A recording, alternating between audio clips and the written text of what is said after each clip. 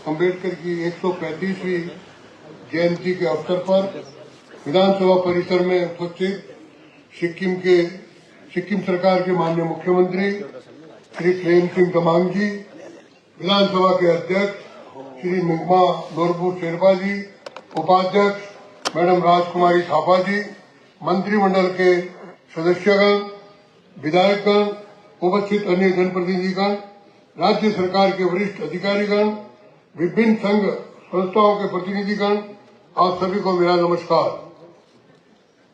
भारतीय संविधान के प्रमुख निर्माता और हमारे राष्ट्र के सामाजिक सुधारों में से एक के जन्म दिवस का स्मरण करते हुए आज हम यहाँ एकत्र हुए हैं, जिन्होंने अपना संपूर्ण जीवन न्याय, समानता और मानवता की गरिमा के आदर्शों को समर्पित किया है।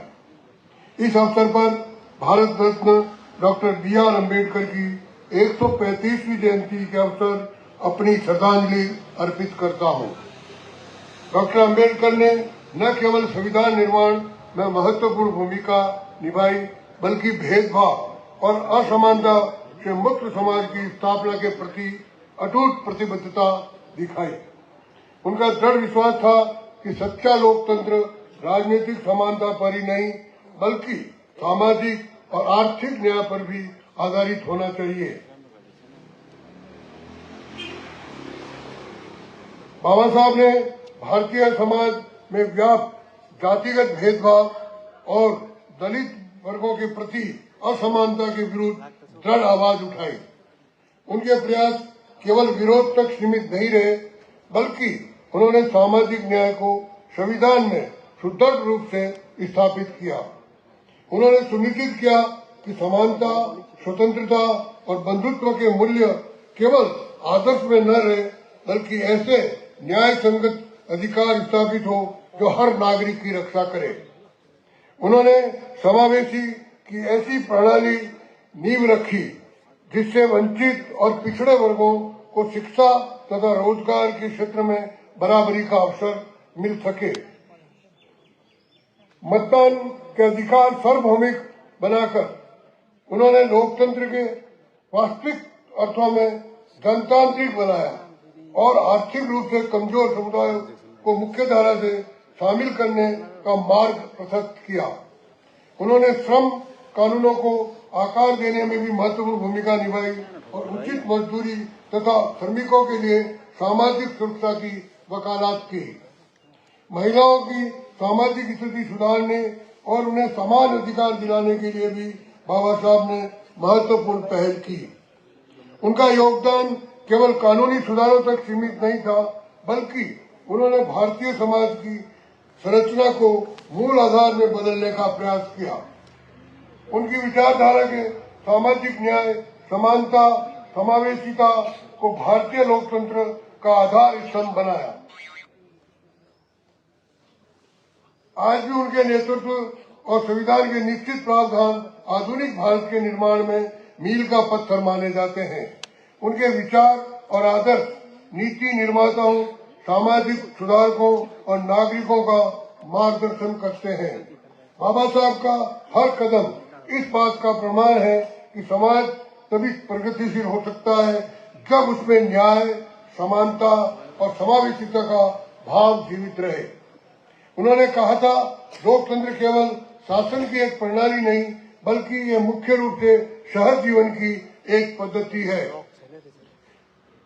उनके इसी विजन से अनुरूप भारत सरकार ने अनुसूचित जाति समुदायों के सामाजिक, शैक्षणिक और आर्थिक सशक्तिकरण के लिए कई महत्वपूर्ण पहल की।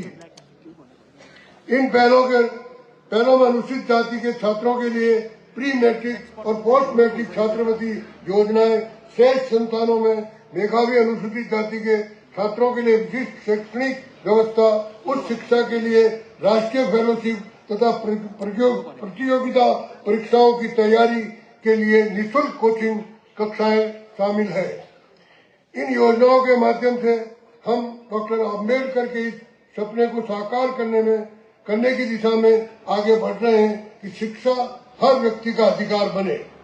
इसके अतिरिक्त आर्थिक विकास के क्षेत्र में भी सरकार द्वारा राष्ट्रीय अनुसूचित जाति वित्त एवं विकास निगम के माध्यम से वित्तीय सहायता, ऋण और कौशल विकास कार्यक्रम प्रदान किए जा रहे हैं। हमारे राज्य सिक्किम में भी सिक्किम की योजना सिडको SIDICO के माध्यम से प्रभावी रूप से लागू की जा रही है। इसी क्रम में अनुसूचित जातियों की गरिमा और अधिकारों की रक्षा के लिए अनुसूचित जाति एवं अनुसूचित जनजाति अधिनियम का कठोर क्रियान्वयन किया जा रहा है। न्याय सुनिश्चित करने के लिए कानूनी व्यवस्था सहायता एवं जागरूकता कार्यक्रम चलाए जा रहे हैं तथा जिला एवं सत्र न्यायालयों को अधिनियम के अंतर्गत मामलों की सुनवाई हेतु विशेष अदालतों के रूप में नामित किया गया है। प्रदेश सरकार डॉक्टर भीमराव अंबेडकर के आदर्शों को सिक्किम में जीवंत रूप देने के लिए निरंतर प्रयासरत है। राज्य सरकार भी अनुसूचित जाति के छात्रों के लिए भी मैट्रिक और पोस्ट मैट्रिक छात्रवृत्ति योजनाओं को सक्रिय रूप से लागू कर रही है। इसमें न केवल गुणवत्तापूर्ण शिक्षा तथा उनकी पहुंच सुनिश्चित हो रही है, बल्कि अतिरिक्त राज्य सहायता के कारण ड्रॉप आउट ग्रुप में कमी आ रही है और उच्च शिक्षा की भी प्रोत्साहन मिल रहा है। कौशल विकास विभाग के माध्यम से PM अजय अनुदान सहायता के अंतर्गत विभिन्न कौशल विकास कार्यक्रम संचालित किए जा रहे हैं तथा ताकि केंद्र सरकार की योजनाओं का लाभ अंतिम पायदान तक पहुंच सके। शिक्षा के बुनियादी ढांचे को मजबूत करने की दिशा में भी महत्वपूर्ण कदम उठाए गए हैं। इसी योजना के अंतर्गत अनुसूचित जाति के छात्रों के लिए 100 बेड वाले छात्रावास पहले ही बनाए जा चुके हैं। साथ ही नर बहादुर भंडारी सरकारी डिग्री कॉलेज में अनुसूचित जाति के लड़कों और लड़कियों के लिए 2 अतिरिक्त 100 बेड वाले छात्रावास निर्माणाधीन है। हमारा राज्य सदा सामाजिक सद्भाव, शांति और समावेशिता के लिए जाना जाता है। हम समानता के भेदभाव रहित समाज को बढ़ावा देने के लिए नीतिगत के साथ साथ सामुदायिक सहभागिता पर भी बल दे रहे हैं। अनुसूचित जाति एवं जनजाति अधिनियम 1989 के अंतर्गत राज्य सरकार अंतर्जातीय विभाग को प्रोत्साहन करने के लिए प्रति दंपति 60,000 की प्रोत्साहन राशि प्रदान कर रही है, जहां दंपति में से एक अनुसूचित जाति समुदाय से संबंधित हो। हमारा राज्य डॉक्टर अंबेडकर की दूरदृष्टि को आगे बढ़ाने के लिए पूर्ण रूप से प्रतिबद्ध है और समाज के कमजोर वर्गों के उत्थान के लिए विभिन्न कल्याणकारी योजनाओं के माध्यम से निरंतर कार्य कर रही है तथा अवसरों और संसाधनों तक समान पहुंच सुनिश्चित करने का प्रयास कर रही है। आज इस अवसर पर मैं कहना चाहूंगा कि डॉक्टर अंबेडकर की दूरदृष्टि को आगे बढ़ाना हमारी सामूहिक जिम्मेदारी है। ये केवल नीतियों और कार्यक्रमों तक सीमित नहीं, बल्कि हमारे दैनिक कार्यों और दृष्टिकोण में भी झलकनी चाहिए। उनकी विरासत को सच्ची श्रद्धांजलि तभी दी जा सकती है जब हम निष्पक्षता, विविधता का सम्मान और समाज की सेवा के प्रति प्रतिबद्ध रहे। इस अवसर पर आइए हम न्याय, समानता और बंधुत्व की भावना को मजबूत करने का संकल्प लें।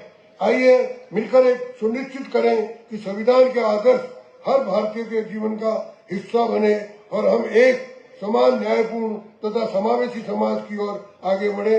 धन्यवाद। जय सिक्किम, जय हिंद।